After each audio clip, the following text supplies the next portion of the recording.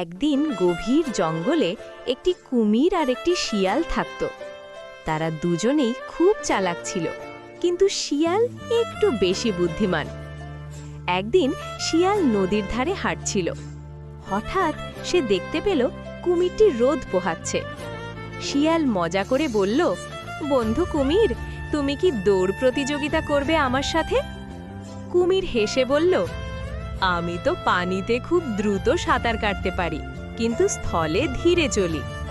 তখন শিয়াল বলল, চলো আমরা নদীর ধারে প্রতিযোগিতা করি, তুমি পানিতে, আমি স্থলে। প্রতিযোগিতা শুরু হলো। শিয়াল দ্রুত দৌড়াতে লাগলো, আর কুমির পানিতে সাঁতার কাটতে লাগলো। কিন্তু কিছু দূর গিয়ে শিয়াল ক্লান্ত হয়ে পড়ল। তখন কুমির পানির ভেতর থেকে এগিয়ে এসে আগে গন্তব্যে পৌঁছে গেল। শিয়াল অবাক হয়ে বলল, আজ বুঝলাম প্রত্যেকেরই নিজের জায়গায় শক্তি আছে।